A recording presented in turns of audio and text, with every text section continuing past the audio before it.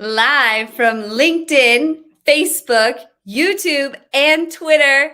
It's the last Whiskey Wednesday of 2022, but don't you worry, we will be back in January. Let me get my Part in here. Part, where are you? What's up? Where am I gonna go? Holidays. Where am I gonna go? I have something to say about that after. But anyways, Part, how you doing? Not too bad. How are you? I'm excited. We're gonna give a shit ton of stuff away today. We have feels like Christmas. Exactly. It's definitely the holidays. Let's do this. Sorry, it feels like the holidays. My bad. Or Christmas, whatever. I mean, there's so many. There's like Christmas, we got Kwanzaa, we got Hanukkah, whatever. Everybody just go out, be merry and cheerful. I'm literally trying to get better at this whole thing. The correctness stuff. It gets tougher all the time, but one day I'll get it. One day I'll get it. What do you think about if we just jump in? So before actually we do start, unfortunately, we do have one PSA before we get into the main PSAs. Kirsten, unfortunately, could not make it with us this evening. She did get into an unfortunate accident. She does wish the show well, and we wish her well, of course. We will reschedule so that she can come back into the new year. So if you are listening or if you are going to be watching, again, we do wish you the best, and hopefully you'll be in good health, and we will see you in the new year. So, Part, what do you think? Let's do it. Should we get into the PSAs? Absolutely. We definitely should. I'm going to pull you in full screen and let me get this overlay going. Go ahead and get started. All right. So as you all know, every single week we do our PSA for the alcohol disclaimer. Yes, there is the name Whiskey in Whiskey Wednesday, but we do not promote neither condone the use of alcohol on any level. If you do decide to drink alcohol this evening, please do so safely and never drink and drive. You can drink whatever it is that you like. I am drinking soda water this evening. You can drink milk. You can drink juice. But again, if it is alcoholic, please do so safely and never drink and drive. Second is tonight's giveaways. We have these really amazing prizes that we kind of mixed and matched because we wanted to make a level playing field. So you are going to do what you do every single week. And if you're new to this, we are going to ask you to plug in the mentions for, I always mess this up, right here. So I'm getting close. So these specific companies, what you're going to do is, of course, in the comments, mention first Dooley, second Headset Advisor, and third and last Gong. You can do this throughout the entire evening. You can do it sporadically, whatever you like. Just blow up the comments and have fun with it for the prizes. Let me go ahead and show you what the three prizes are. The first one of the evening, you're going to get a 30-minute session with Alexine Mudawar, who was with us on the show. 2 sweaters from SAS Bros in, of course, the holiday theme. 30 minutes with Kirsten for video coaching. A LinkedIn mastery, obviously, with Tara Gooch. And last but not least, a Humantic AI 6-month trial for prize 1. So to get this prize, all you have to do is mention Dooley. The second prize of this evening is going to be 2 dozens of Groove Cookie Company. I mean, I've sent these out already to 3-4 people. So Jessie, I sent her some. Unbelievable, right? You have the Dooley Mega Pack. You also have the LinkedIn system for B2B with Obaid, who's on our show this evening, and also a 1-year free trial with Lead Delta. For this one, just go ahead and plug in mention Headset Advisor for the third and final price of the evening. We'll pull that up. It's going to be 30-minute video coaching with Todd Clouser, which is with us this evening, and I'm sure you've all seen him, especially under the tag of the worst marketer. Second is going to be from Sarah Brazier, who's, of course, with us this evening at Gong. You're going to get a pair of socks and a sweater to keep you nice and toasty during the holiday season. Third, which you all know we are massive fans of, and tonight I am going to do a quick test on it. The headphones that everybody's been raving about from Headset Advisor. The fourth is going to be a 1-year free license with Lavender. And last but not least, a Brand 30 course with Andrew Mewborn, who, of course, we've had on our show. So why don't we jump into the last PSA? Ooh. Oh, do we have one more PSA on here? No, we're going to get to the agenda, but I'll do my little PSA so that way everybody knows what the future is going to be looking like. So there is a bit of news that I will share with everybody. From this episode, as you know, this is the last one of this year. But for me, I'm going to go on a small hiatus. And what that hiatus is going to look like is about 3 months. So Jessie, my amazing partner, is going to be here for the January. And now what we've potentially going to do is maybe around the February, give a little bit of a break going into mid-March. I will be coming back in mid-March. But in the meantime, I have a couple of projects that I want to work on. Certain things that me and Jessie want to talk about and work on with Reveting. So I am going to miss the living shit out of everybody. If there is anything that you need, just go ahead and message me on LinkedIn. As you know, you can find me there. Jessie, why don't we pull back in? All right, let's do it. Yep, Whiskey Wednesday isn't going anywhere. We will still have a full agenda of hot guests and hot topics for January. We've got 2 weeks booked in February, and I will probably take a 2-week break before we get kicked off again in March, because that's when we'll really start our big year with a lot of our bigger sponsors is in March. So yeah, but we're still very much excited for January. I'm stoked for March. I'm stoked as well. And I'll just get into the agenda so we can get into our show. We've got 4 hot topics. Thank you to Obaid, our guest, who gave us the inspiration on all these topics, but we did agree on them with all of the guests. First one being marketing and sales, creating experiences together. Next one is unboxing in B2B SaaS. I mean, I love an unboxing experience. Third topic, how marketing should support sales. This one I'm really interested to hear from, I don't know why, but especially Sarah on. And fourth, misalignment starts at the top. So, we are all about sales and marketing alignment here. So it'll be interesting to hear what you all have to say about how the top can help the sales and marketing teams align. But after that, we will then get into the giveaways. Make sure you guys are plugging in Dooley, Headset Advisor, and Gong the entire show to enter to win those prizes. We will give them away. When we give them away, please make sure you give us a good 7 days to get in touch with you. Will probably be before then, but it'll be me reaching out to you, and I will connect you with the vendors if you win. So we'll talk to you more about that. Guru of the week, we've got a couple hot ones coming for you. Can't remember what we decided. I know there was a company that was discussed at one point, because we've never had a company guru of the week, but stay tuned. What company might be the guru of this week? And I'm sure, of course, after the show is the after party. After the party, there is no hotel lobby. If you know the lyrics of the song I'm singing, please let me know in the comments. But other than that, let's get my partner back in here. I'm going to emphasize on what you said about the prizes. So I'm probably at fault for that, because I am a little late. Normally I take care of it all. So give us a little bit of time, especially with the fact that, me and Jess do have full-time jobs and side gigs. So that stuff can get a little overwhelming. But from what I know, everybody's received every single gift we've ever given. And we've had people post about it. So thank you for doing that. And if not, and we're mistaken, just please let us know. Let me know. Shit. Hold me accountable. We're human. I hold me accountable.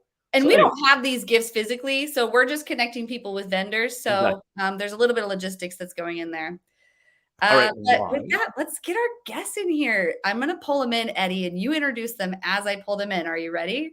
I'm down. I'm going to purposely fuck up everybody's names. Here we go. Let's try to. Maybe we should read their name backwards. Can I do that? What if I did Todd Clouser? It would be God. Rasul. Wait, no, hold on. Rasulke dot. I mean, that's pretty legit. Rasulke dot. Sounds German. So who else do we All right, have let me here? try Obaid's. Let me try Yo. Obaid's. Okay, so Inarud Deb. Hold on, Debo. That's not. Would that make sense? Inarud Debo. In a rude Debo. So Sounds like Obaid I'm Durrani. stuck in an unfortunate situation. In a rude Debo. So we do have Obaid Durrani with us this evening. Again, like Jesse was saying, he did come up with the majority of the topics we're speaking about tonight, and I think it was brilliant. Also, we are giving away his LinkedIn system, which you should all check out. I had the opportunity to see it. The shit is bananas. Bananas. Third, we have Carl. So Carl, you cool if I actually read it backwards? Let me do this. Do whatever you want to do, Eddie. Ferreira Leroc. All right. Well at all. So Carl Ferreira is with us this evening, and last but not least, Sarah Brazier. So that's going to be a weird. So let me try that. Rajrab. Rizarb. Harab. Hurrah. We've never done this shit, Oh. so we're just gonna have fun with it. So Sarah, Carl, Obaid, Todd, thank you so much for being with us this evening. Like I said, you clearly saw when I was doing in the pre-show, like there is no structure. We're just trying to have some fun, shoot the shit, talk about some marketing and sales stuff. So Let's do it. Let's get into that first topic. What do you all say? I'm down. I'm Sounds going like to a pull plan. it up here. We have a banner for it. Marketing and sales creating experiences together. Who wants to kick us off on this one? Obaid, I don't want to pick on you on all the topics because I know Go ahead, Todd. No, I think you Go ahead, do buddy. need to pick on Obed for all the topics. These Go are ahead. like I am in these agreement. are like buddy. his babies. So yeah, Obed, it's all okay, you, yeah. man. Take it. Absolutely. Yeah. Okay, cool. So marketing and sales creating experiences together, right? So we're talking about sales and marketing alignment. And what I've been thinking about is on one hand, you have like some marketing teams of today that are like heavily invested in demand gen and creating like memorable experiences. So they're doing like all types of memorable marketing. They're creating educational stuff, thought leadership stuff, entertainment stuff. And then on the other hand, and oftentimes this isn't occurring at the same companies. So on the other hand, you also have like sales reps, like SDRs, AEs that are making awesome content. They're on TikTok, they're on LinkedIn. And I've been thinking about how some of the best companies, they have their marketing, function, their marketing people and their salespeople doing both in tandem. And so pretty much the gist of it is like with late in 2022, especially in like B2B SaaS with all this, demand gen stuff taking over and a lot of different companies investing in modern marketing and, adapting to the way people buy today and dark social and all that. So how do you get rid of any potential disconnect between, on one hand, you may have the marketing side marketing like it's 2022, but then their sales team may still be, running sort of like traditional motions and stuff. And then there's other companies where you have like the sales reps and the AEs and stuff that are doing all this awesome marketing, but then, their marketing team is still ebooks and newsletters and trying to do lead gen and stuff. So I was thinking about what are some of the ways, like how could we go about it to where marketing and sales are working together to create memorable experiences or lasting impressions with their audience and customers and prospective buyers and stuff. So yeah, I'd love to hear what everyone thinks about that and what y'all's thoughts are on that. Who are we picking on first? Carl, yes. Oh, I wow. I want to hear what Carl has to say about this. Let's do it, sir. Okay, well, here we go. Yeah, I agree with everything that you said. I think it's pretty rare. I think the first thing, I think your question was, how do you get this done? And I think the first thing that you need to do is align on targets. And I mean two things by targets. One is the target is in revenue, right? It being like the North Star metric.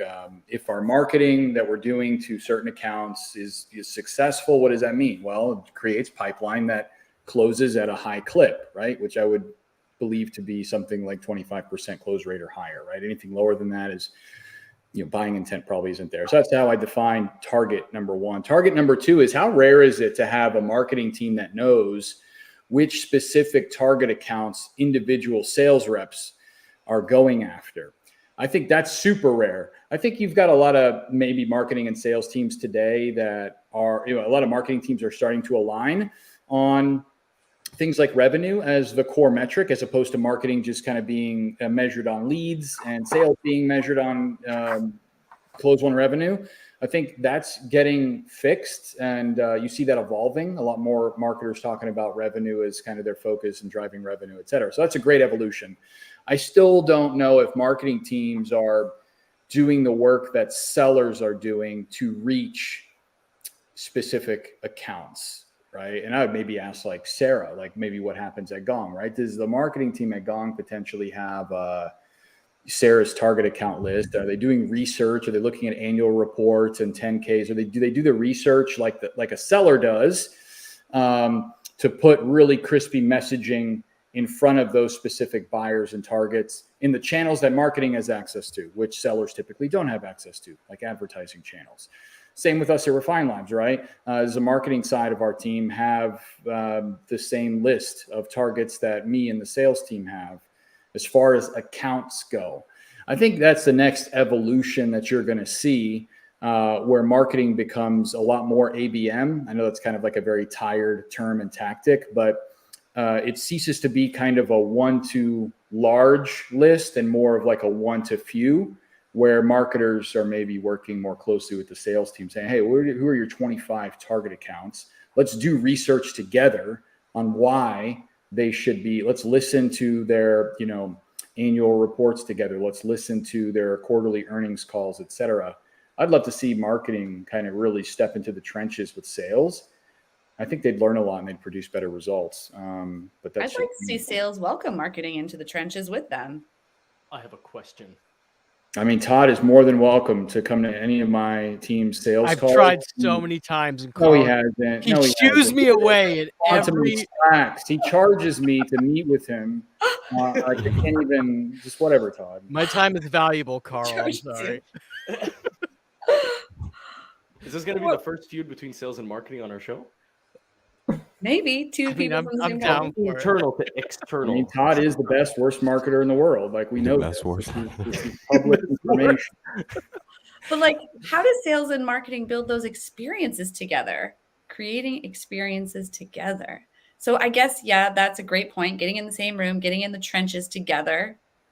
Someone in the comments was asking, what do we mean really by experiences? What kind of experiences are we trying to create? Are we talking about making it more tailored? Sarah, Todd, what do you want to take that one? I'll go try to find, there were some other questions in the comments too, just about the experiences part of it. In the meantime, I have a question for everybody. And this is more of an opinion. Tell me what you think about this. Has anyone here ever seen or has done, worked with a marketing team, if you're in sales or in marketing working with sales, where when you do ABM, it's highly focused on probability ratios based on the lead that you currently have in your pipeline? So 2 questions there. Who's going to go with what? So I'll take the experience question first. And I think I'm going to take this from a negative experience standpoint, because I know there's been a lot of times at companies that I've worked at in the past where this kind of goes to what Carl was saying. Marketing and sales are both hitting up the same people at the same time. So like once somebody enters that sales outreach, they're still getting pounded by marketing. And I think that's just such an easy fix to get on the same page with, that we don't need to be hitting somebody from both sides. So that's just maybe not creating, it's creating a better experience by eliminating bad experience. It's a great point. I didn't even think about bad experiences, but you're absolutely right. Dill has no idea what my question was. I'm going to reframe and try to see if I can make this make sense. Has anybody ever worked with a marketing team or marketing worked with a sales team where the efforts, their combined efforts, let's say for ABM, for account-based marketing, was triggered based on probability ratios for the leads that are in the pipeline? What I mean is, let's say that you are in Q4 and you go in your CRM and you filter for anybody that's 60% over. And then you have the marketing team work in a different way, in a more diligent way, putting out specific targeted messages for those people who have a 60% ratio higher in probability of closing. Has anybody ever worked in an environment like this? I mean, I can answer that question in general. The answer would be no, but I don't know if that being that specific is super helpful. I've certainly been at companies where marketing team has a specific strategy and messaging for people who are lower in the funnel, like case studies, things like that. And they're using like, is there an opportunity open? So not as granular as probability, right? What like a Gong might report as a probability score, or HubSpot, or whatever your CRM is. But certainly, most orgs that I've worked at, marketing is running some kind of campaigns towards accounts that have open opportunities. And that messaging is different from something that's top of funnel to create buying intent. Yeah. So yes and no answer there, I guess. No, it's good. I've always just wanted to know if it's something of value, because I look at it as, let's say we all get closer to the end of the quarter, and then we want to look at where our percentages are and who can potentially get to the finish line. Is there value in working with marketing from an ABM perspective to have specific targeted messaging for them that maybe statistically has been proven to work? That way they can get them closer to the finish line if they're working in this collective group between sales and marketing. Well, I mean, I would hope that they were doing that already, because that would be their job. Unfortunately, in my case, I have Todd, so I do have to kind of give him strategies. This is not part of my job, Carl. I just make stupid videos. Not super proactive, but it's fine. Eddie, I think marketing would really have to understand why they lose customers that late stage. And if you don't know the answer to that question as a sales organization, and if you don't know, the nuance of what that's like, if you're 60% of the way through the sales cycle, you can lose the deal because your reps aren't doing their job. They're not multi-threaded.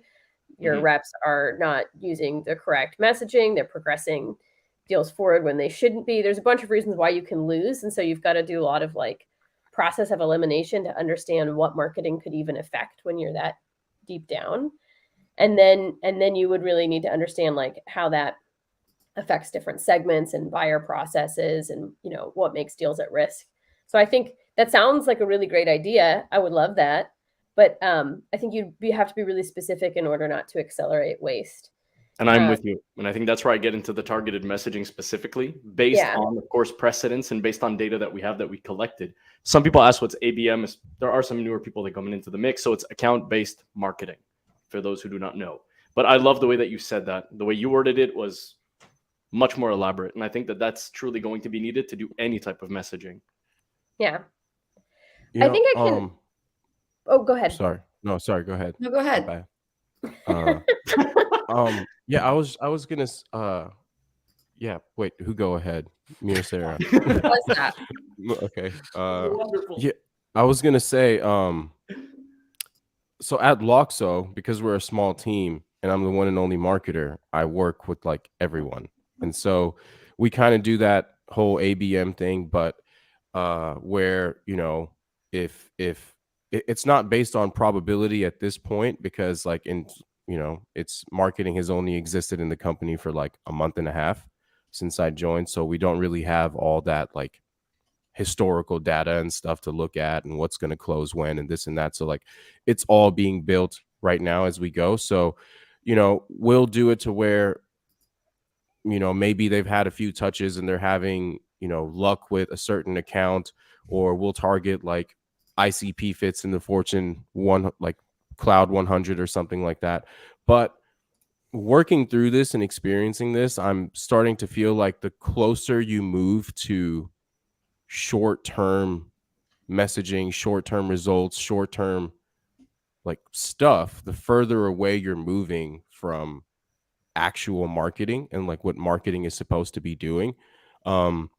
You know, it goes back to the whole like in market, out of market thing. Like if you're relying on marketing to sort of boost like the, you know, the like where the deal is at or move it forward, and it's through like short-term messaging, through like paid advertising and stuff, it's kind of already too late. And you know, like Carl said, like Sarah said, like we should have already been doing that. And oh dude, my baby's crying, I gotta go get him. I'll be right back. I'm coming, my boy. Not the baby. Someone asked a really hard question in the chat, like, oh, a baby. Gotta go.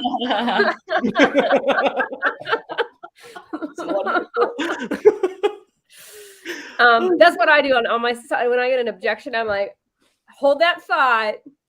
Gotta grab the baby. I've never done that, but this is great. I don't have a baby, but I just show them my dog, and then objection over. Gotten past it. So that's a pro tip for anybody who's like me in the trenches selling. Really great way to overcome any objection. That's the secret sauce. I'm gonna start using. I've never used that before. That is a fucking wonderful trick. And I have blaming on COVID usually. I'm just like, man, I feel like I just got COVID just now. Do you guys reschedule? Like a burn in my chest here going on. It's, I'm an illness guy, you know, for my objection handling typically is because I don't have any babies anymore. I've always worked on like the reframing of the question part. Like somebody says something, just so what you're saying is this is important for you then.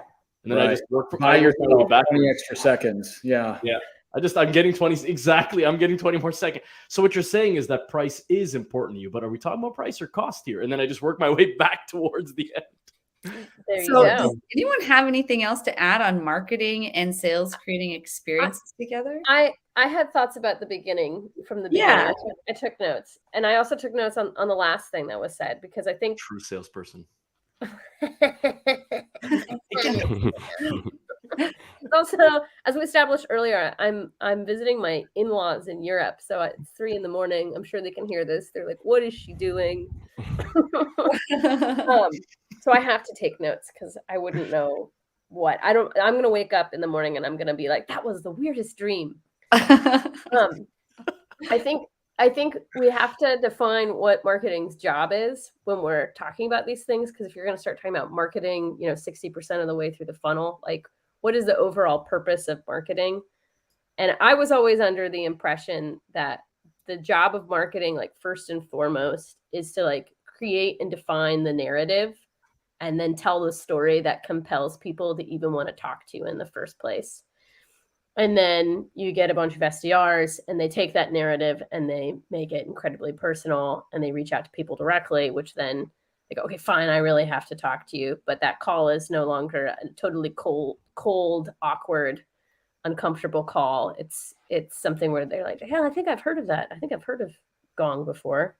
And then sales then takes that interested person and finds out if the SDR finds out if they're truly qualified. And then the account executive takes that qualified person and finds real problems to solve and then closes the account. And so, I think if that's the story we're talking about, then you think about defining the experience that you want everyone to have, and that's your customer and your customer's journey, and you want there to be cohesion. You want whatever compelled them to click on your ad or to hit the request demo or to go, I think that you're capable of solving all of these really hard problems I have, even to consider that in their mind. Then you need to have like a cohesive narrative that's told from the beginning to end. And if there's any disruption in that, then you get all kinds of problems. And most of them have to do with trust, and your buyers buy from people you trust.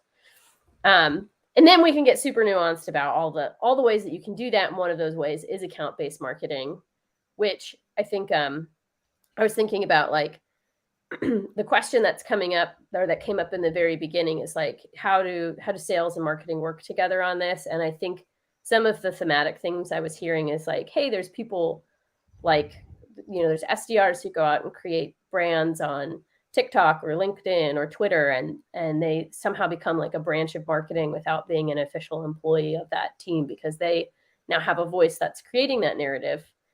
And I can tell you, I think that the people who are doing that, most of the time, I don't think there's any true like organization around it. From at least in my experience, it wasn't like Gong was like, "Hey, Sarah, we want you to go create content on the internet." What happened is I wrote a post, and then that post went viral, and then I just kept posting because it was really fun, and I love the attention of when people hit the like button and say, "Oh, you're such a great wordsmith, Sarah." But I also extra super loved the inbound leads that were suddenly coming into my LinkedIn inbox. And so it became a way to like feed myself, because, you know, I started working at Gong and started posting content when we had just 100 employees, and that like narrative was still being written and defined. And now we have over 1,000 employees. So I think, like, from my perspective, like, you have to be very strategic in how you want to work together as a marketing and sales team. You probably want this to come like in part from your sales development reps, but if you're really, really strategic, you're thinking about ways that you can get every level of an organization involved in creating that narrative and furthering the narrative that compels interest and creates trust. And then you really have to have strong execution and ideas with the executive leadership team. Because if you're going to start getting a whole company to be compelled to be part of this narrative and post that narrative publicly, then you either have to have employees that really believe in it or are financially motivated to do it, and probably a little bit of both. So those were my thoughts that I wrote down. I wrote incentives and I underlined it twice. I want to work with Sarah. Those notes seem amazing. Yeah. Tell me how you She's take notes. totally right. Like this. Tell me your methodology. I can't see no, it. you can't see disappearing. Like this, you really can't see it. I can't see anything. I wrote ABM, comma, SD have to work together strategically. Really strong executive leadership. I mean, I wrote what I said. Please, more sensei. I think she's totally right. Yeah, absolutely. Like in a nutshell, Todd and I were talking about this earlier. A lot of times it's really sales that's doing the marketing on and the educating on demo calls. And if marketing does its job properly, in a nutshell, then what we're supposed to do is bring people to people like Carl and Sarah, and they're already super aware of like what this product is, what it does, the benefits, features, all of that.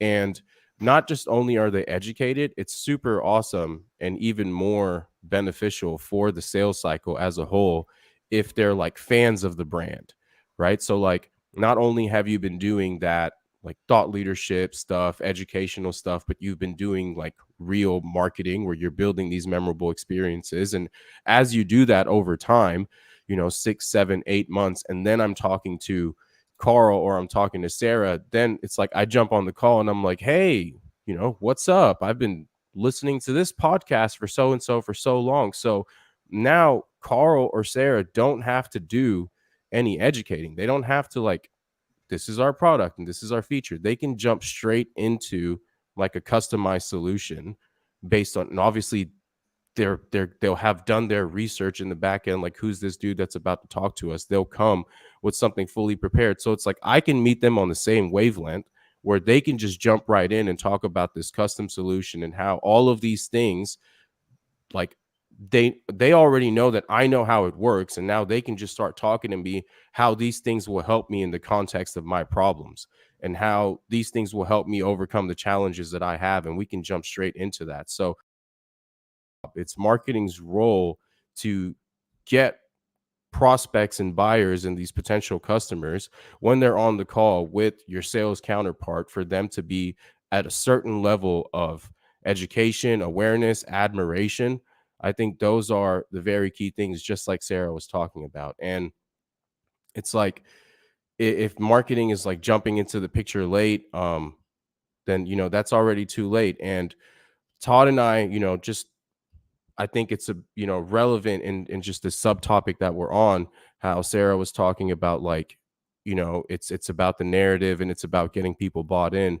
And that's really why, like, on one hand, the way we've been talking about it is like marketing needs to start segmenting their audience based on like their real audience, because like up to this point, the way that we've gone about it is we make like these fictional buyer personas that are, they always have the problem that we solve, and they're always in market, and we're summing up like hundreds and hundreds of different people that make up our audience. So all these hundreds of different personalities, we're summing them up to like these 2 or 3 like fictional personas that we created.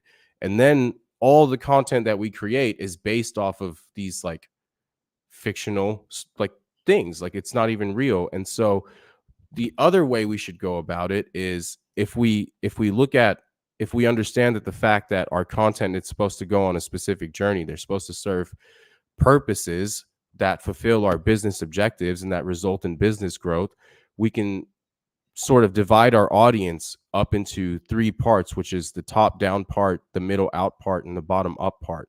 The top down would be the decision makers and the leaders at your company that can drive strategic change. The middle out targets would be the people at a target company that can implement that change tactically. And then bottom up, your bottom up part of the audience would be the end users at that company that are going to drive awareness from the ground up, drive awareness and admiration from the ground up. So if you sit down with your leadership team, if you sit down with, your marketing team, sales team, and you look at these 3 different people and you're like, okay, top down, who are the people that are going to drive company-wide strategic change at the company? Okay, it's this VP of sales, it's the global head of revenue, it's this person, it's that person.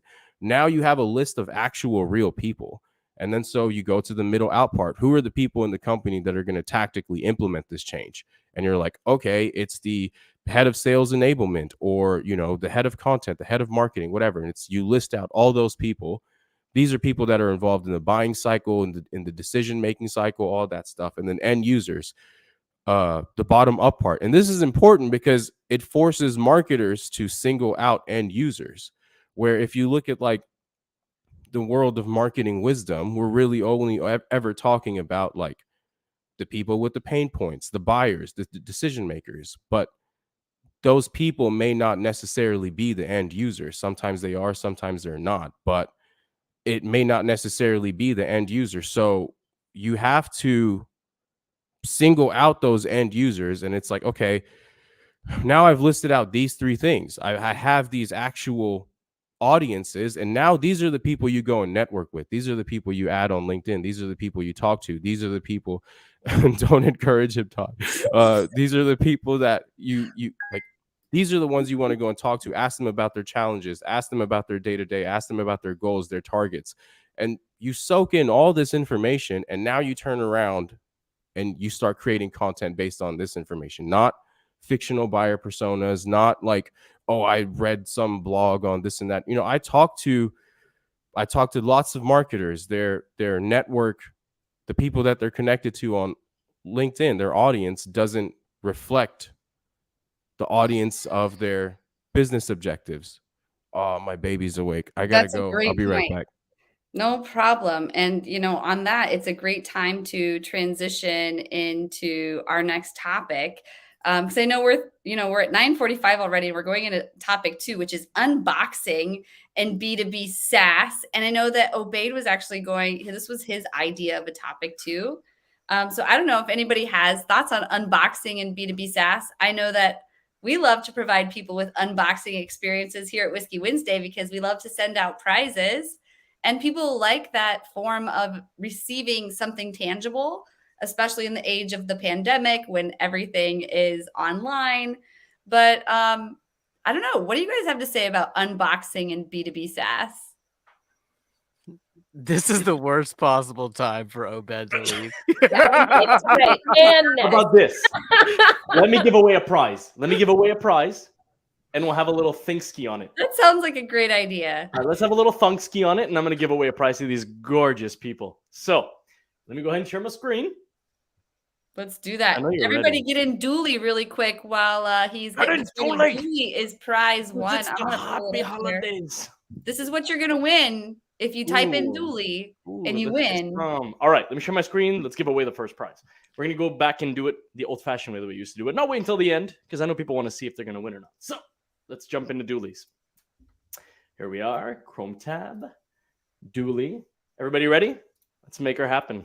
Who's going to win the first prize of this evening? Who's gonna? Oh, Is that who is Sarah? that? I don't want to mispronounce. Do you think it's Downey or Donnie? It's Downey, but It's Downey. Downey. I'm gonna stick with Downey. Woo! banner off of here. I'm waking up my in-laws right So now. Sarah, Sarah, congratulations. Congratulations. Give me about 17 or 18 days before I can make sure you get everything you need. Obviously, I'm fucking around right now, but nonetheless, so I will connect you with the vendors within the next 3 to 4, maybe even 7 days at the latest, especially with the holidays and everything. All right, But Eddie, so you're doing it because I already told the I'll do it. audience. Don't worry about it. I'll take care of it. I got this. Go for it. All I right. got this. So Sarah, again, congratulations. Let's jump into topic 2. I'm going to write down your name and then I'll see you soon. I don't think Obaid's back yet. So oh wait, here he Let's is. do I'm it. back. Wait, I you brought won, the- Sarah. Baby. We've got I brought the little baby with me. mini. Milky Wednesdays. When I sit here and then my foot falls asleep and then like he starts crying and I get up to run and I'm like, because my foot's asleep. And so this Can is like we- the second time. So Can I we just take a brought him with second me. to just say this is the first baby we've ever had on Whiskey Wednesday? I Say think hi. so. Say Can hi, we Cairo. say hi to the first baby on the Oh, last Say hi, episode? little baby. of 2-2? Say hi, Cairo. Cairo. Cairo, like What's as in up? Egypt, Cairo? Yeah, Cairo. All right. Cairo, what's How your old drink is of he? choice? Are you a milk kid? Are you a juice kid? Like, what are you drinking Hold at on. Whiskey Let me Wednesday? switch you guys to my speakers so he can hear you. But hopefully then you guys won't be able to hear yourselves. Hey, Say Cairo. hi. Hi, Say Cairo. Dracaris. I just Hey, taught him Cairo. how to say Dracaris. So now Everybody. if he gets bothered, he's like Dracaris. Mini marketer. Woo! Cookies. Hey, You're here. Cookies is there's 2 themes tonight. No, you go and cookies. It seems like No, that's you the go. ongoing trend tonight. Yeah. No, you go and cookies. And, And targeting wait, your where's my audience baby? and babies. Wait, hold on. Let me grab that baby real quick. There we go. You did Yes. it perfectly. That's true.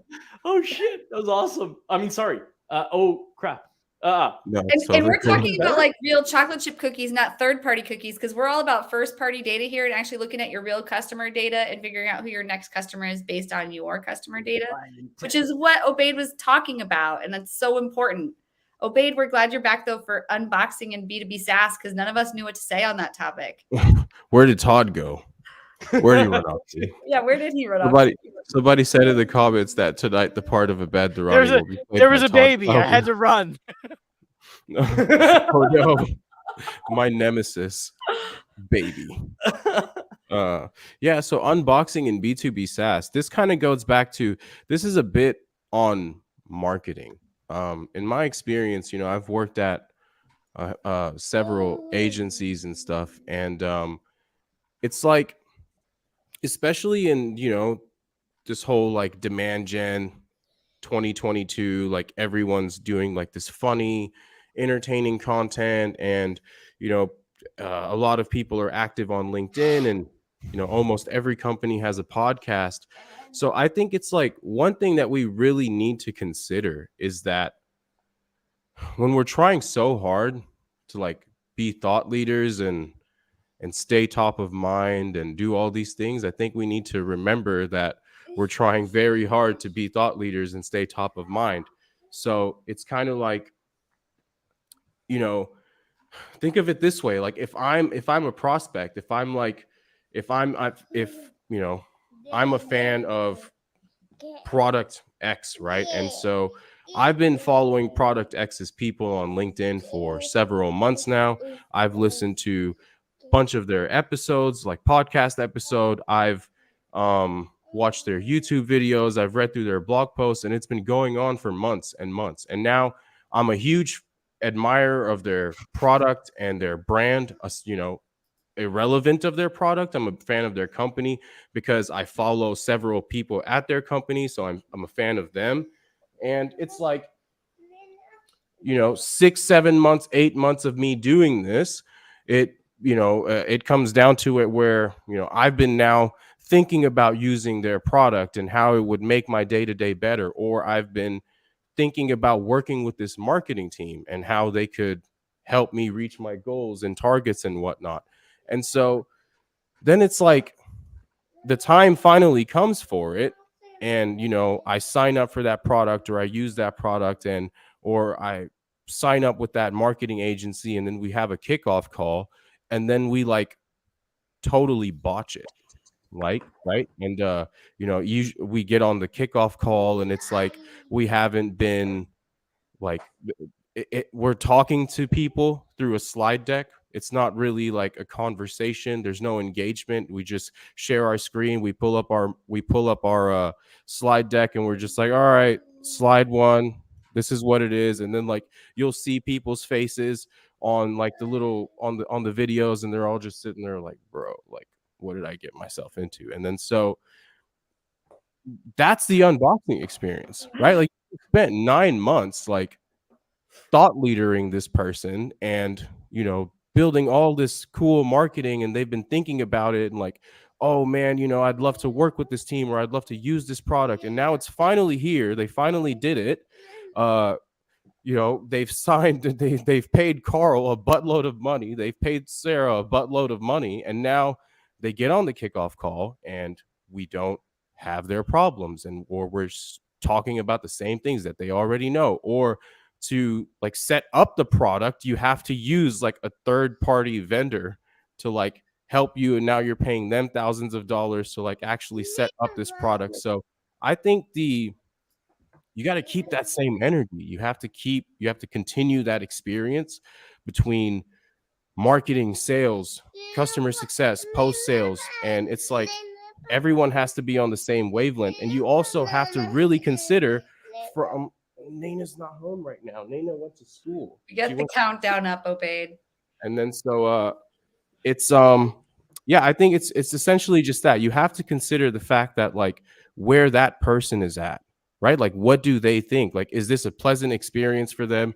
You've been doing all this marketing and stuff, so they probably like you. They probably, there's so many, not so many, but there are teams and products that I think about using.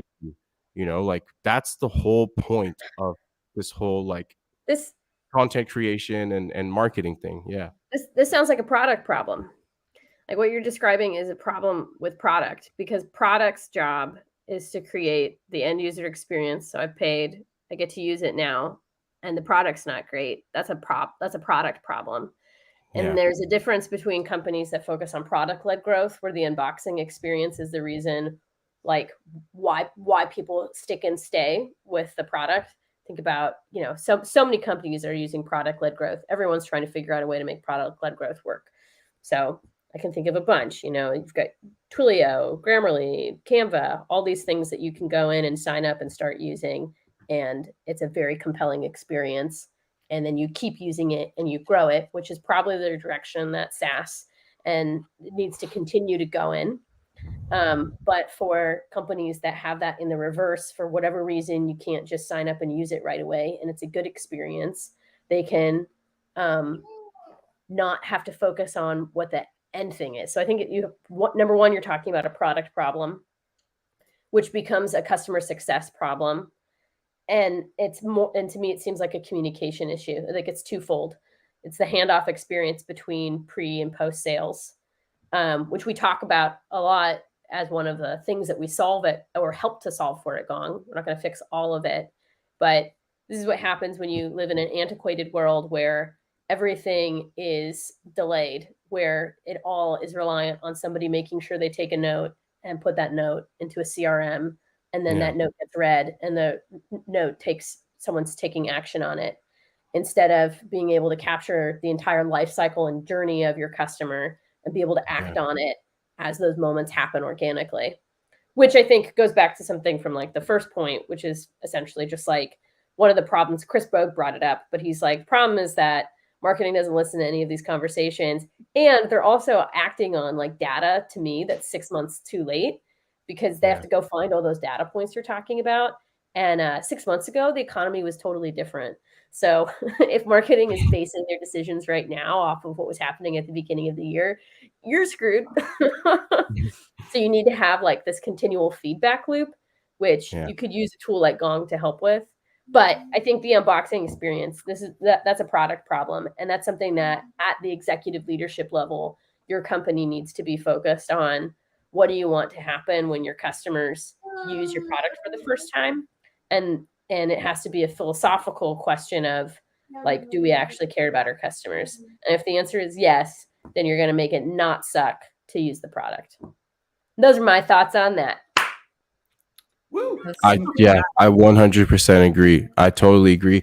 But I've also seen the same issue play out with like creative agencies, design agencies, marketing agencies, where it's I think it really just comes down to being mindful of the fact that you have been trying to create admiration with these people and you've been staying top of mind with different marketing activities. So I think it's just being mindful of the fact and like, and then when they finally do have that, you should keep in mind that they've probably daydreamed about this. They've probably been waiting for this kickoff call or using this product.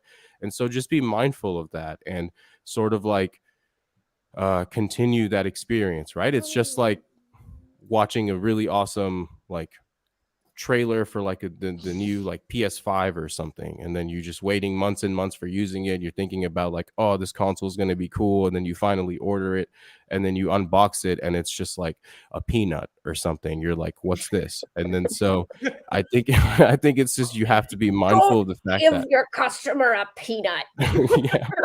yeah marketers and their They could have allergies.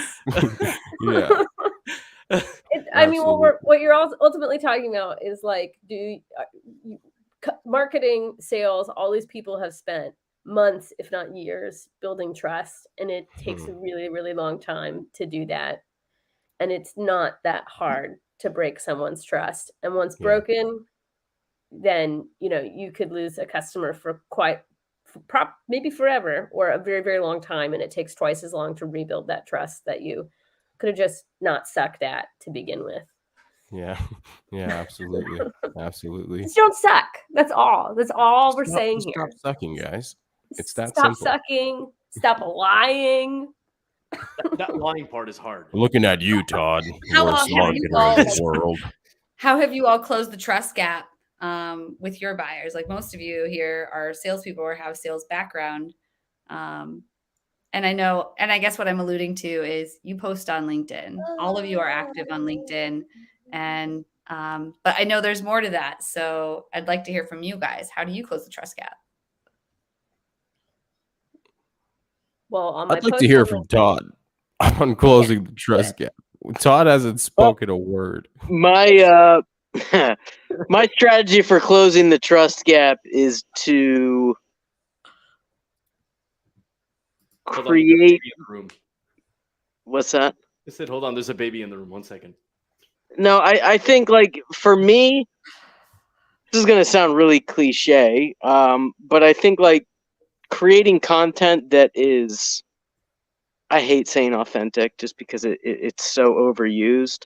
It is what it is. But I think like one of the big learnings for me, like over the past year in creating entertainment content, is that and specifically like video entertainment content, is that it builds this trust that I've never experienced with any other type of content.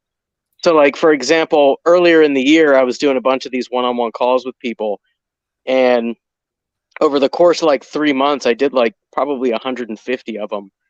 And I would say, just like ballpark, somewhere in the range of like 60 to 70%, probably. The first thing that people say when they would hop on that Zoom is something to the effect of like, "Hey, I love your videos. I feel like I already know you."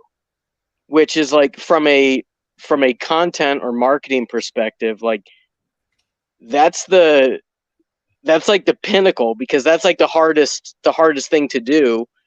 Whether you're in sales or marketing, like everybody knows you're trying to pitch them something or sell them something. So like if you can create that trust in your content, I've done it through entertainment, but like finding that medium that works for you to build that trust, I think is pretty essential. So I've Todd, done it through entertainment, but you know, Todd, I think their the thing is that if you're trying to pitch something, you're doing it wrong. And if you're trying to sell something, you're doing it wrong. What you're trying to do is you're trying to start a conversation around something that you can actually fix. And like if the intent is I want to start a conversation, or I just want to say something that I think will spark some kind of conversation, then you will have a more authentic self online, and people will like you more because you won't be selling, you'll be communicating. And like that's the big thing, that's like the biggest problem that you get when you sit down with green sellers or not so green sellers, is that they're pitching when they should be asking questions, right? That's like the dilemma that I hear from frontline leaders all the time. But it's like it's overarching. If you spend your time pitching and not problem solving, then you're doing it wrong. If you spend your time pitching and not having a conversation and starting conversations, then you do it wrong. If you make a cold call going in thinking, I'm going to book a meeting, instead of, does this person have a problem I can help solve? Then you're doing it wrong. So I disagree with you.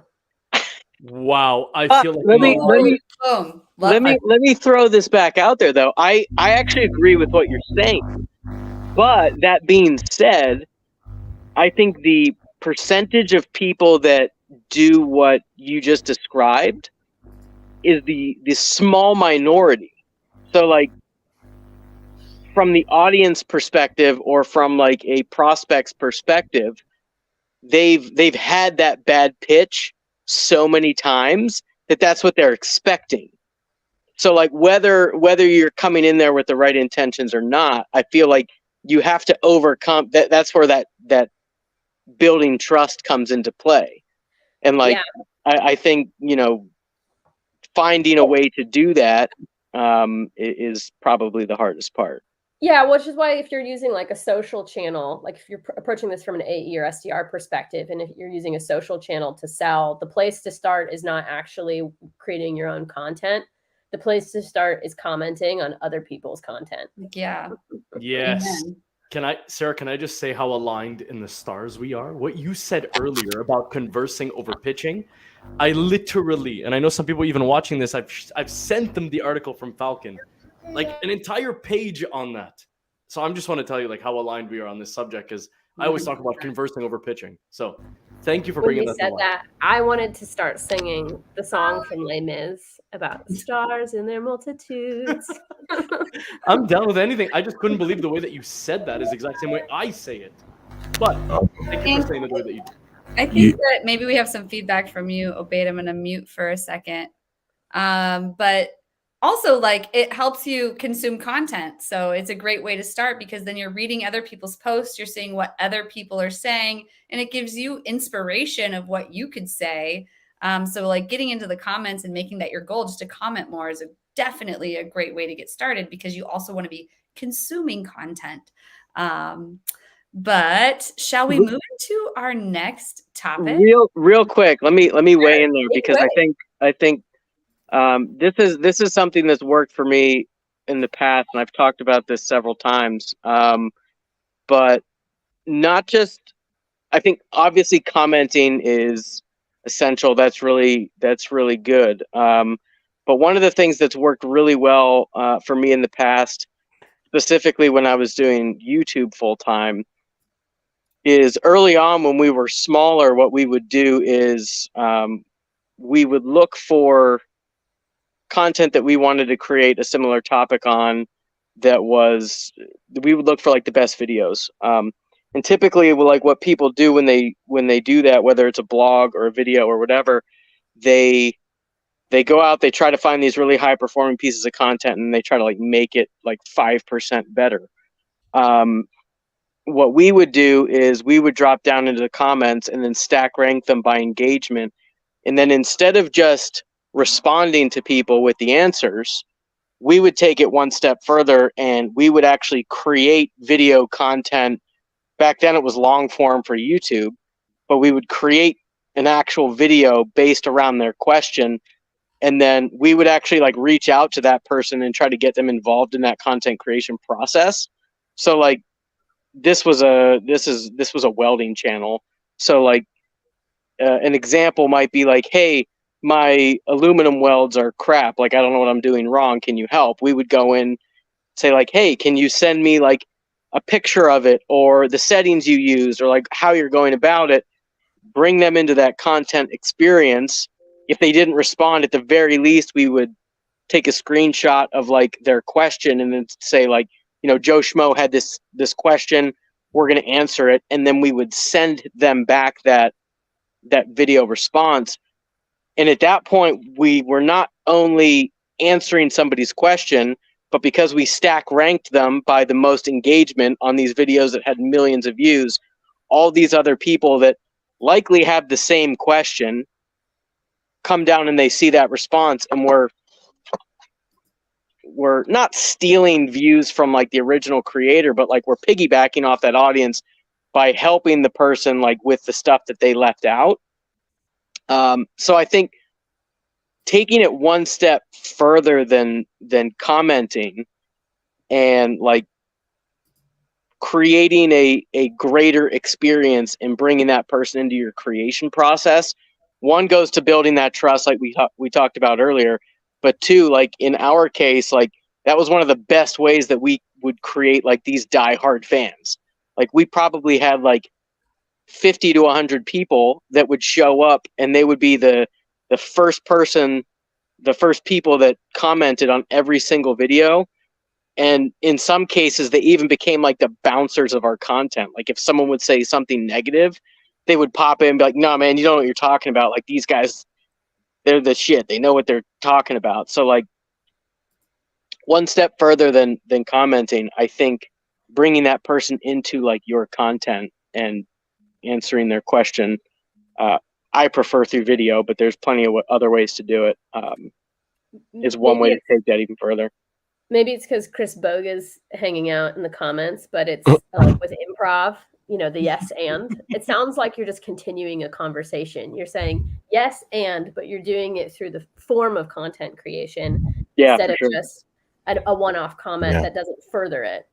And I think that is like the essence of all of what we're doing right now in this profession is continuing a conversation until the conversation's exhausted, because we can either solve your problem and you should buy it if you want to keep talking to us, or we can't. So go away.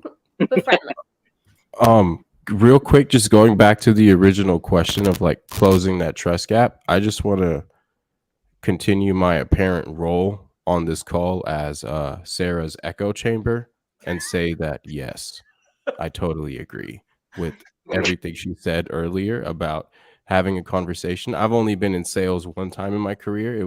I started off my career as a sales rep, and that's literally all I used to do. Like just I would never try to like it was literally just about like I know what we do, and then from there it's just like, hey, what's up? Because it was a marketing agency I used to sell for, and that was like my introduction to content marketing. But yeah, while like everyone else was literally just like reading through these like this playbook, and you were always trying to guide the person to like sign up for your service, my thing was just like, I know the services that we offer, I know what we can accomplish, and I just have like any because I was on inbound sales, so like anytime I'd pick up the phone, it would always just start with like, what's up? Like, what are you trying to get done? Like, what are your goals? What are your marketing targets? Like, what are you trying to accomplish right now? And then if it made sense, like for us, like there are so many times where I would like guide them to like somebody that was a much better fit for what they did, what it is that they were trying to accomplish. A lot of times we wouldn't even do that thing. And My thing wasn't just to like, well, no, let me just, you know, put together some sort of like package and get this sale. Like I'd straight up just be like, hey, you know, like this is the best place for you to accomplish these specific goals. They do these things and like have fun doing that. And believe it or not, like the funny thing is like there were times where I would close the most deals. Like, you know, I wouldn't win every single month, but there are times where I would close the most deals because I never focused specifically on closing deals. I always just focused on like, let me help these people find like the best solutions for their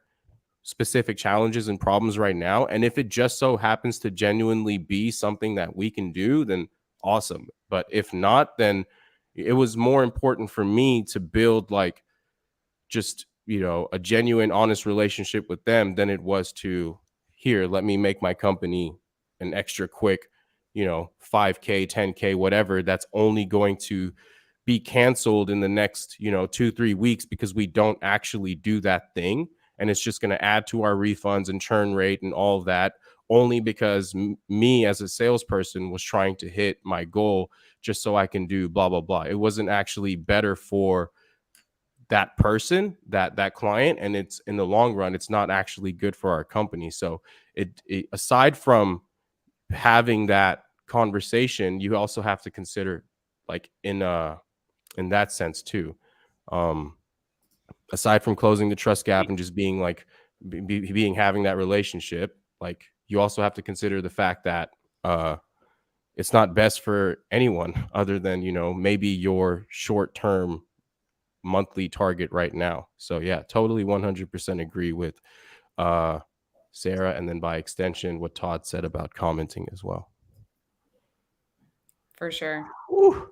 Can we talk about how Todd widens the trust gap with his own sales team, or is that like the next topic of the Todd hates honesty all the time? But before we get to the next topic, if everybody doesn't mind, I'd love to give away some more Christmas gifts. I have to say, Carl is cracking me up in the comments. What was that comment? I almost like busted out laughing. I don't know. You're just like he straight fucking smoked me. Just basically say I'm riding Sarah's coattail on the whole conversation piece. So I love it any day. Yeah, Carl did you catch that? I mean, like, Eddie totally tried to take credit for Sarah's brilliant insight, and he was like, "Oh yeah, I say that all the time." I saw that too, but I was more what? thinking of your comment where you were saying you only get comments for pure ego, and I'm like, that is hilarious. Just because I feel like so many people like to assume that you're active on LinkedIn just for pure ego, and I'm like, but yeah. Wait, is that not the goal? Sarah told me to be honest and not to lie, so I mean, sometimes that's the case, man. Sometimes that's the case. Truth is the truth. The truth. You know, you can have more than one motivation. Who says that there has to be one? Thank you. That's what I've been trying to say. All right, let's give away some free stuff. Well, then, like, why aren't all the old school, like, big ego type of salespeople on LinkedIn? If it because they're bad writers and it's embarrassing. Touche. Because people who are like the big ego salespeople have small insides, and it's too scary. It's too scary. It's much easier to be a bully where you can see your audience and control them there. Yeah. So shall we give away some Christmas gifts, some prizes? Yes, we should. I think we should. Let's do it. Prize 2. Should I show everybody what it was? Absolutely. Just to remind everybody? Absolutely. So for those who had the opportunity to make sure they mentioned Headset Advisor in this case, you're going to get 2 dozen cookies, a Dooley super pack, and you get a ton of hot sauce. I mean, look, for somebody who likes spicy cookies, just dab a little bit on. Was that Joe there? He says like the dab on it or something. You just dab a little hot sauce. Just dab a little hot sauce on that. It's all good. Who puts cookies? Like, what are you talking about? You can't tell me you haven't had spicy chocolate in your life once at least. Okay, there has to be spicy chocolate cookies out there. I thought you were talking about putting hot sauce on your cookie. I mean, I did. So anyways, back to the prizes. So spicy cookies. So, and also the LinkedIn system from Obaid. And lastly, of course, Lead Delta's 1-year free premium. I use Lead Delta. I'm going to plug them in. It is what it is. Ved and his team are absolutely amazing. It is the best networking tool right now for LinkedIn. So I'm going to go ahead and pick a prize. Pick a winner for that right now. Let me go ahead and share my screen. Plug in Headset Advisor really quick, y'all. I see you all like type in Headset Advisor, like you can win, like go. There is no more time. You will all lose. All right, let's get her done. Wait, I gotta get the music. All right. Oh, no win. Lauren! No way. Oh my gosh, Lauren, you lie. won. That is I was Lauren amazing. winning every show, man. Congratulations, Lauren. Congratulations. She'll probably give it away like she did last time. That was super philanthropic of her. Sorry, by the way. So, Lauren, again, congratulations. I'll reach out to you probably within the next 17 or so days. Congratulations again. Now, before we get into it, can you put me back in part? I just want to mention one little thing. You take it away. So, for the last prize, which I will put up, because this is a special evening, and you're still here, so you're very lucky for it. And I feel lucky and blessed too. I think this is a really cool mega pack, especially the fact that you're going to get a headset. And with that, you're going to learn a shit ton of good stuff when it comes to Lavender emails. You can get a brand 30 course, which is going to propel you on the copy or video, whatever it is that you're doing. And then you get Todd Clouser to elevate that even further with content. And then something to keep you nice and snuggly and nice and warm during the winter season. But to do this and to actually win it, yes, you do have to do the mention for Gong. But we're going to switch it up a little bit. I'm going to take a little bit of the playbook for socials and some of our homies on the other side. We're going to bring everybody up right now. And what we want you to do is actually screenshot us just giving a nice little hi or whatever it is, whatever you guys want to do. The prize. Get rid of it. So what I'm asking everybody to do is take a screenshot of us right now doing a little peace sign. If not, take it whenever the heck you want. I don't care. It doesn't matter. But what you have to do to win is simply just post it tomorrow anytime with anything along the lines of hashtag Whiskey Wednesday. And you can mention anybody on the show that you like. But the only way that I'm going to find you is by searching hashtag Whiskey Wednesday. And from there, I'm going to be able to pick the winner. And the way I'm going to do it is I'm going to put all the names in a fishbowl. I'm going to take a video of it. I'm going to do it live, actually, so that you know I'm not fucking around. Do it in a fishbowl, and I will pick the name of the person that's going to win at random, just as though it would be random with the tool that we're using. So go ahead and just take a picture at any given moment. I'm going to make a little peace sign if everybody wants to follow me with it. It's going to lag a little bit, so it's going to be fun. The fact that they're probably not going to catch it. So it's we two should just parts. we should just stay like this for a little while. You gotta put in Gong. So make sure you comment Gong. So we'll check and make sure that you've commented Gong on this episode. That's one. And then two is you got to post this picture of all of us doing like twos or like just any picture of us and tag all of us with hashtag Whiskey Wednesday. We're just going to test out this new way of winning this third prize because we want you all to be snugly warm with the best headset so that you can make all the cold calls that you ever wanted to make. And you have the course from Todd so that he can help you sell with video. I mean, come on. It's like, what, almost $1,000 worth of stuff right there. I think it's worth making a simple post about how much you love whiskey. And let's be honest. I'm going to just plug this in. I think over the course of the amount of prizes we've given out, what is it? Over $25,000 now worth of prizes we've given on whiskey. Something crazy like that. So I think a little bit of an ask for you to plug us in is not too much. That's my sales pitch. Or better yet, my conversation. So don't forget to mention Gong because, man, we would love to bring Gong on as a sponsor next year. And don't worry, we're going to try. But if you guys could tag them and let them know that we love them and we want to learn more about them. And we think our audience has a lot of their potential buyers here. So give them a tag. Let us know. And let's get into I have no influence, but I want them to do it. So tag them a bunch. If you could just do @Gong, like that's your post. Hashtag that's it. Picture @Gong, Refine Labs, Todd, Carl, Obaid, Sarah, everybody. Just tag everything. But again, like I said, you do have to take a screenshot of this one because it is the last episode of the year. And again, regrettably, it is the last episode for me for the next 3 months. So at least you get to take a picture of moi and you get to put it for toi on the feed. So let's go back and let's go to the third topic. Have some fun. Let's do it. And, topic number 3. All right. I'm going to ask Sarah to kick us off on this one, but it's how marketing should support sales. And as a marketer, I'm just so interested to know from all of you all, what is it that you're actually looking for? I mean, a bunch of stuff.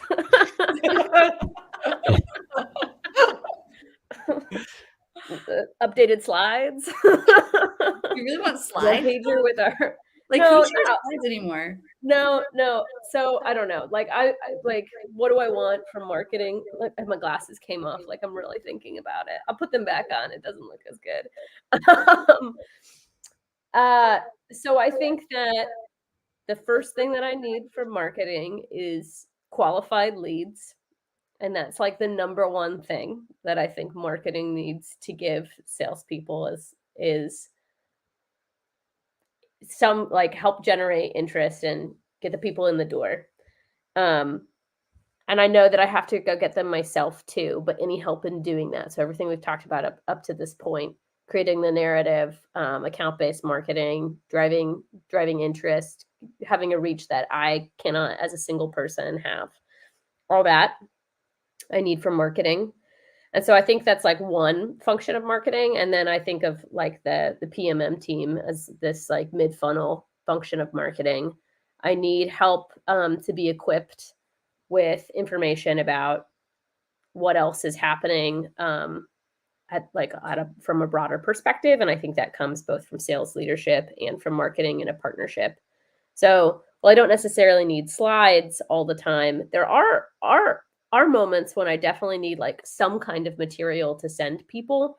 And that material, I think, should not so much, although occasionally needs to tell people what we do in a really succinct way. You maybe have one form of content that does that. I need stuff that helps further the way that my buyer perceives the value that we bring. And so I need marketing to go deep with me on different use cases and topics and help build that out. So I'm talking about like, case studies, use cases, things that can help compel the customer to go, okay, yeah, I'm starting to understand like how the function of Gong is going to help me achieve my goals. And I guess like the last thing that I'm looking for from marketing is to help continue the conversation of like the thing that I've been thinking about a lot lately is because of the economy, we've gone from like the grass is green everywhere to my buyers are not sitting around thinking what software do we want to buy this year to help us get 1% better. My buyers are thinking what software should we cancel this year. And I need help from more brains than just my own of thinking about how do we have a conversation about how my software is not a software you want to eliminate. It's an essential part of your tool stack. And so that all comes with like, value messaging and having a compelling narrative and trust and all the stuff we've been discussing. You shouldn't have called on me first because I like to listen to other people and take notes and then have something nice and thoughtful to say. And now I'm just vomiting. So I'll stop.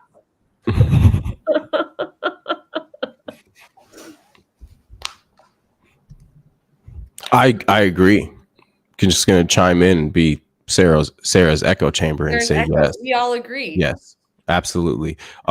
Also, aside from that, everything she said, plus, I think as a marketer, if you have salespeople in your organization that are creating content, then I think you should team up with them. I think you should, you're the expert content creator in the organization. So I think you should team up with these AEs, SDRs, whoever it may be, and work with them to better their strategy, refine their content strategy, help them learn how to create different formats of content, different forms of content, different types of content.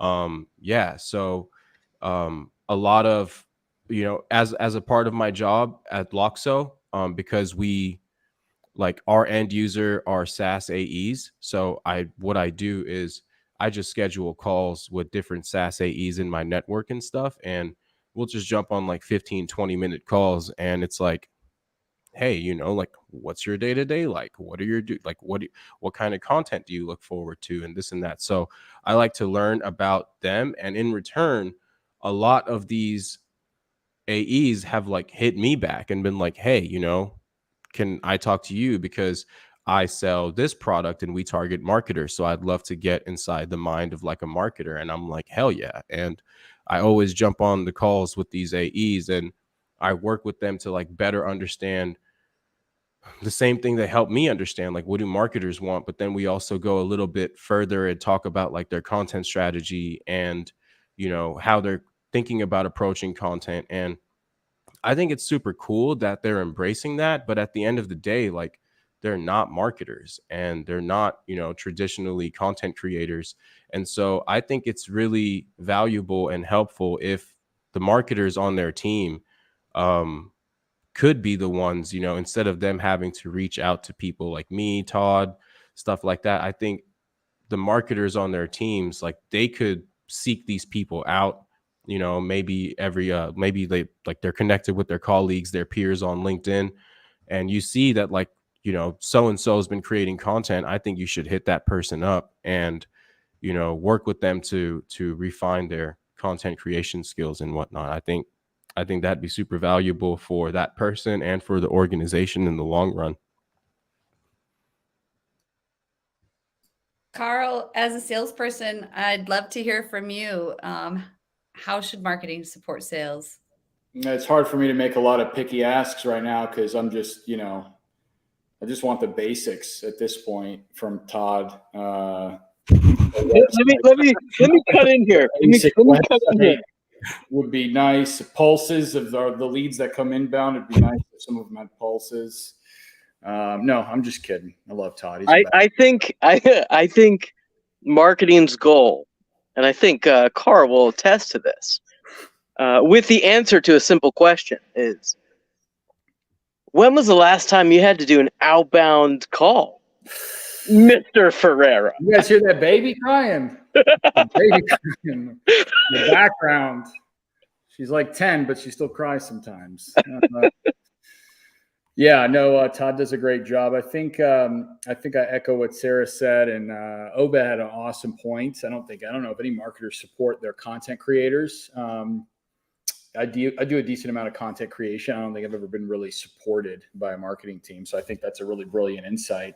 I think I just like, you know, in order for me to really or my team to maximize sales conversations, I think they need to be able to jump into the deep end with buyers.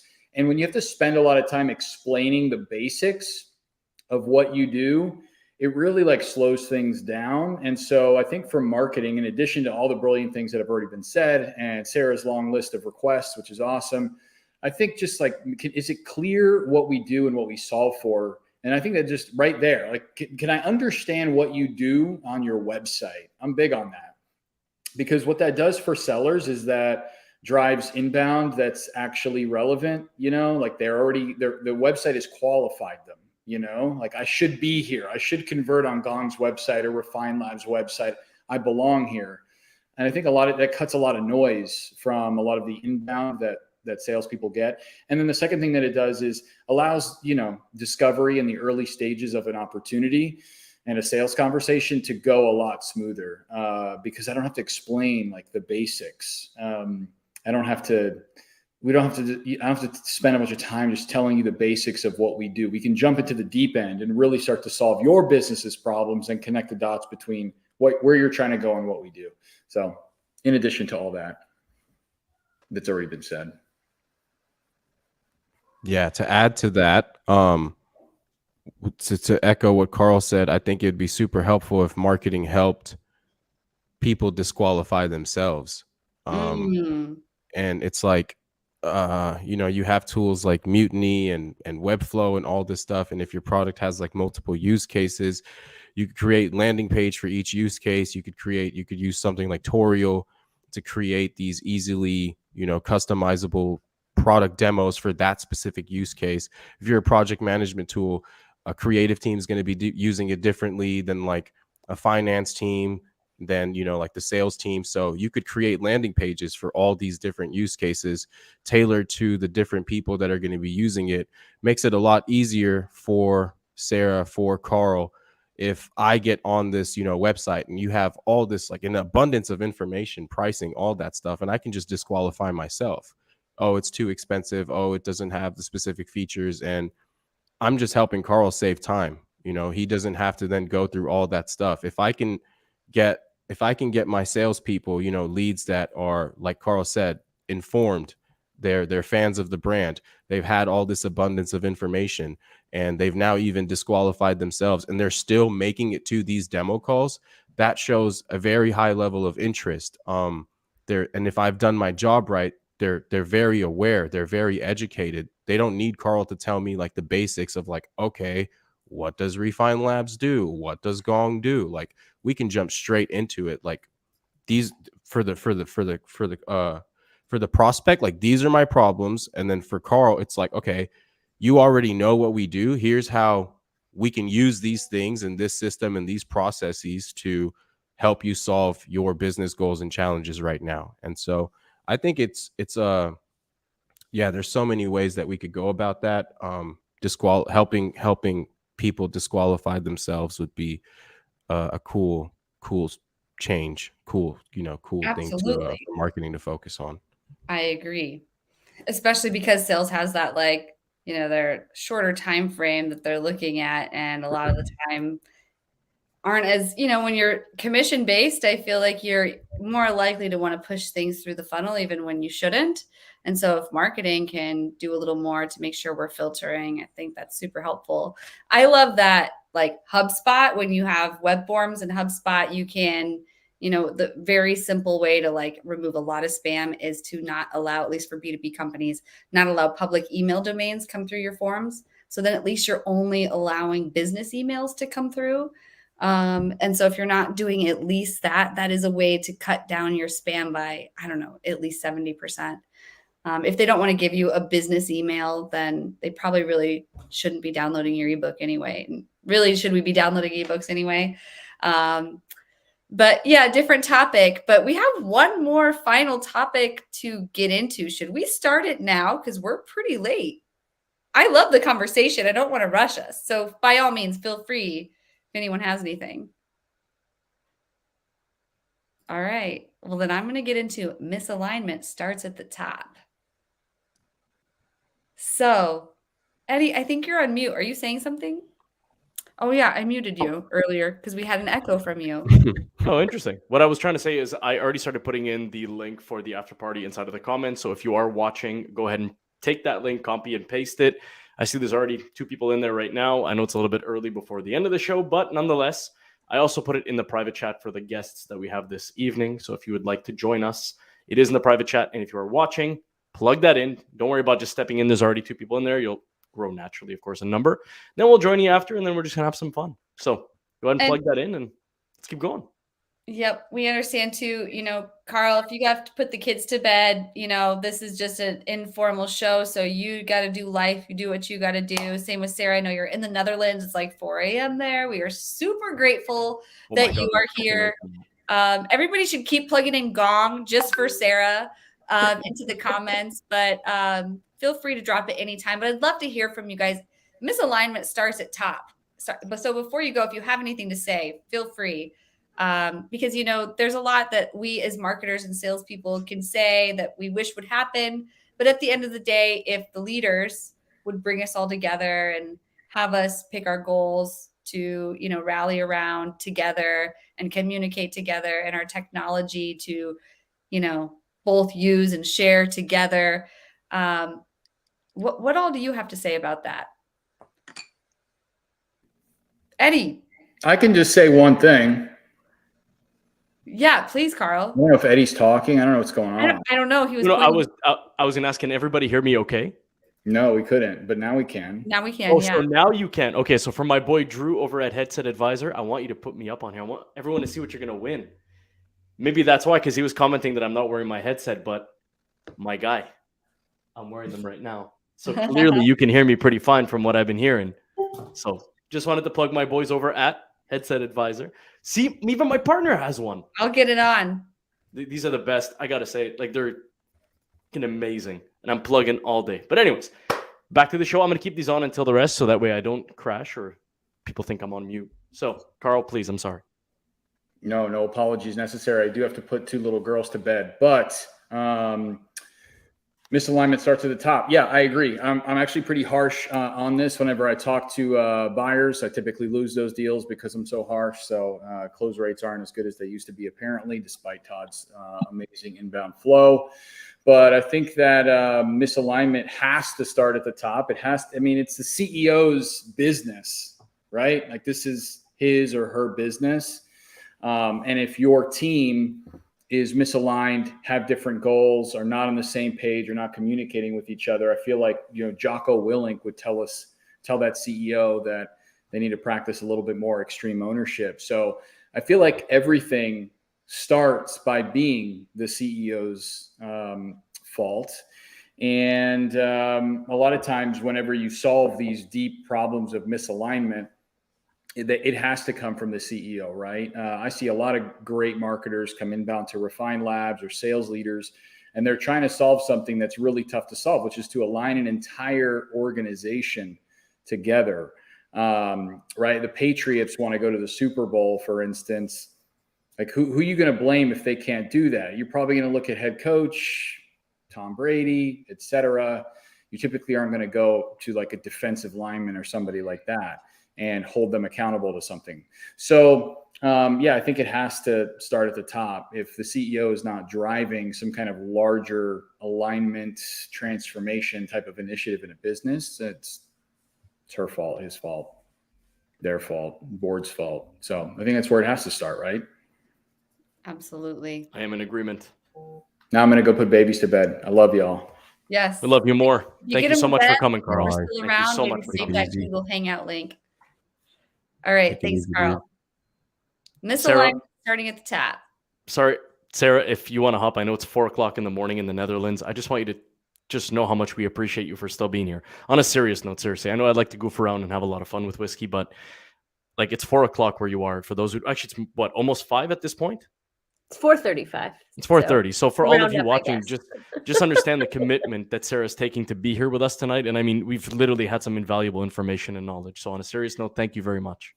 Thanks, guys. Thank you, Sarah. I stuck Anytime. around just for that. Well, I mean, look, Absolutely. I can only be so salesy, right? But the reality is, we like to have fun on whiskey, but sometimes we have to be very mindful that people are going out of their way to be here, just as much as they are out of their way to actually listen to the show. And we're thankful on both fronts. We love what we do here, and we want to continue doing this. And this is why it hurts to say things like, I'm not going to be around for a while, but I know that we're leaving a massive footprint behind, having amazing people like you here. So that way they know what's to come in the future, going into the new year with Jess, and then even going into March and all the things that we want to do and innovate on. Absolutely. Anything you want to say about leadership helping to align sales and marketing? Nothing for me. My sentiments are always negative. I think what Carl said is right. Yep. There's a reason why your title has leader. Yeah. Agreed. And I think one of the unfortunate things that happens is sometimes weak people get promoted into or sit in leadership positions, and it is a lot easier to pass the blame down the line. So if you're in a leadership position and you're listening to this call, reflect on what Carl said about extreme ownership. And I do think like everybody owns a piece of the puzzle, right? I still have to adopt whatever messaging or ask or request is given to me. And I have to do it as a frontline salesperson. But, as a leader, you're supposed to get everybody into the boat first so that we can all take off and sail together down Revenue River. So Revenue River. I love that. I'm in accord. I agree. And I also think that a lot of times the misalignment stems from leadership team not having a clear understanding of what marketing is supposed to be, of what marketing's job is. And so I think a lot of times the misalignment starts from there, is because it's ironic, but if you have marketing chasing leads and you're just trying to get them to close leads, it's going to, like, the value of those leads are going to be significantly less than if you had them focusing on building long-term or capturing more market share over the long term, and informing and educating buyers and getting in front of the people that are actually good fits and stuff like that. And so if you're chasing leads and you're just, chasing paid activation and this and that, we're going to end up with those issues, because there's only so many tactics that you can carry out to hit those kinds of goals. And that's why we get into things like ebooks and generating, just throwing up an ebook and collecting emails and dumping those emails onto sales. And then those emails suck and they don't close. And then it's just like this cycle of like, well, this is crap. And then so it starts with the fact that like marketing isn't really even doing what marketing is supposed to be doing. And so I think if the leadership team, oftentimes if the leadership team was clear on what marketing's job is supposed to be, focused on the mid to long term, then you reach a point when you've been doing that where you start positively affecting the short term.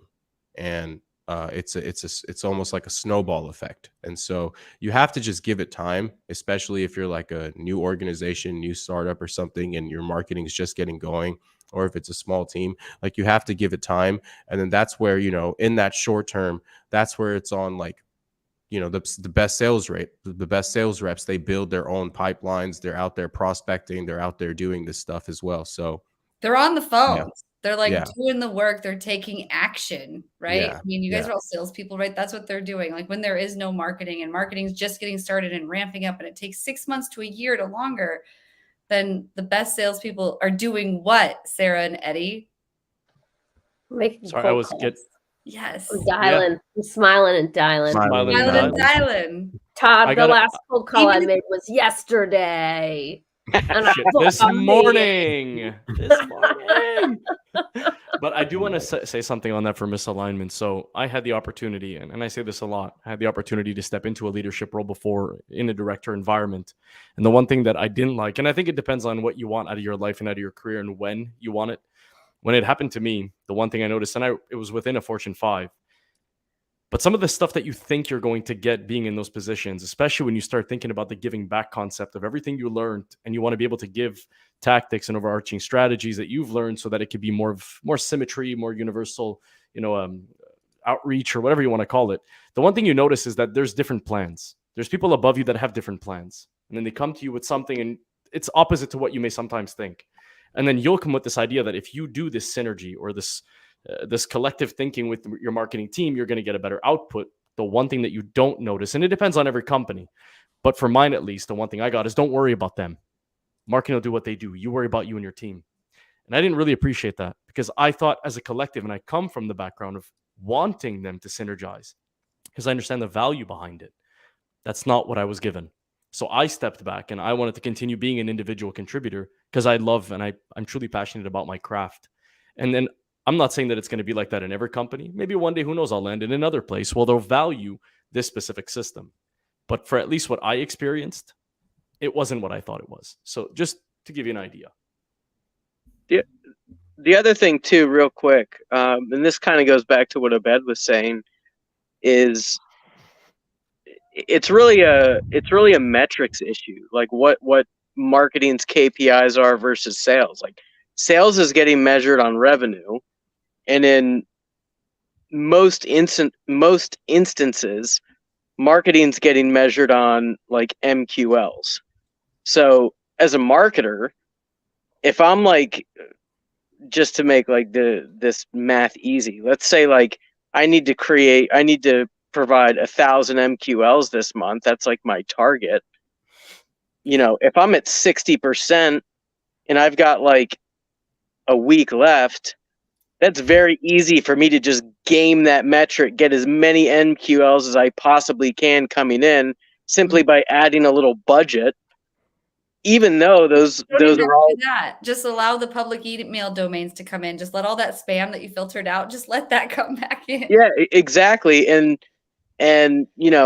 we on the marketing team, like we fully understand that those are going to suck, but that's my target. So like I'm going to hit that, so I don't have to hear from my boss, And unfortunately, I'm just pushing that down the road because sales isn't going to close any of those. And I know they won't because they're not actually qualified leads.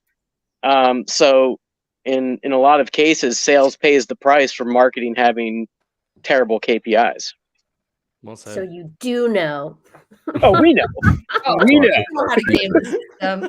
Well, and that's also like an alignment thing. Like marketers always complain that, I'm providing all these MQLs, like sales, why aren't you calling my leads? But like at the same time, like salespeople know traditionally, like historically, what leads close and what don't. So like, there's a reason they're not calling your leads. So again, it's a measurement and KPI issue. Well, maybe you should just pick up the phone anyway.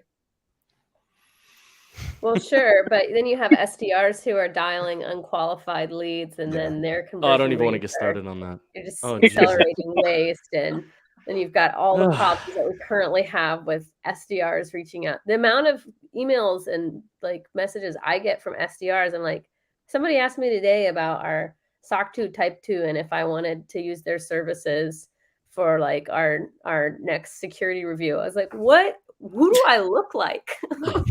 But how do you combat the fact that these individuals are being paid per booked meeting in most companies? This is also, but like also that this company, I met them at a sales conference, and they came and scanned my badge, and I was like, you shouldn't reach out to me. You can go on LinkedIn and go check out like who our, chief security officer is, or go check out our IT team.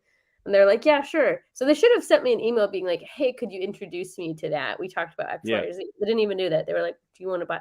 So anyway, I go on and on and on and on and on. But you have to scan as many badges as possible so people know you're working the show. Come on. Yeah, exactly. But you're Sarah Brazier. You can't help them with SOC 2?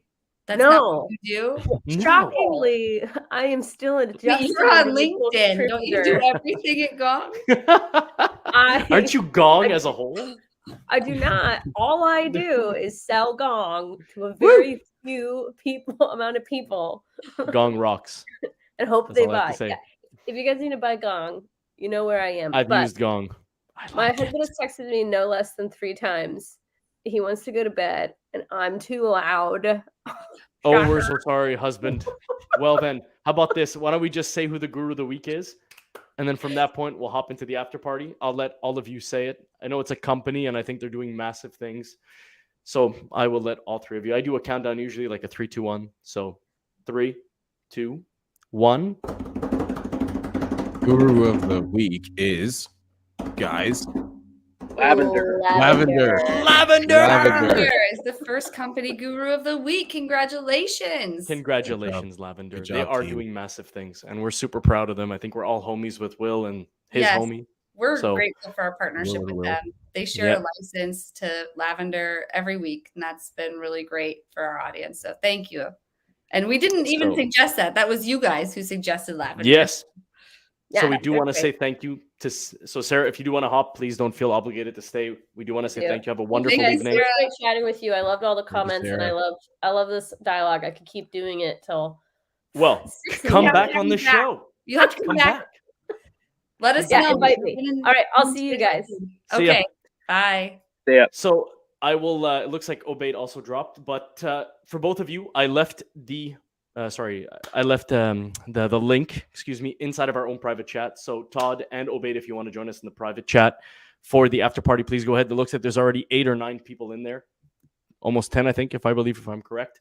And for everybody else that's watching, please do hop into the after party. It is in the link. I did put the link inside of the chat. There we go. I'll do it again inside for the comments. And then from that point, I will go ahead and do a quick goodbye with Jessie. But real quick, don't forget, plug in Gong. And once you plug in Gong, take a screenshot if you haven't already. And post it tomorrow. And post it. And then we're going to do a drawing live tomorrow of people who made that post and plugged Gong in. So make sure you do Absolutely. Both. All right. So, it's Todd, not too late. Get that screenshot. I will see you over there. Thank you so much. We hope. Oh, look, like they're sharing a bunch of cool things inside the after party. They're doing like the artificial intelligence stuff with the Lenza. All right, so Ooh, it's gonna thank be you very good. much. We hope to see you all over there. I'm gonna go ahead and close this out. Yeah, but before, let me just say goodbye quickly because I'm not going to be around for a while. Just want to say thanks to everybody. Yeah.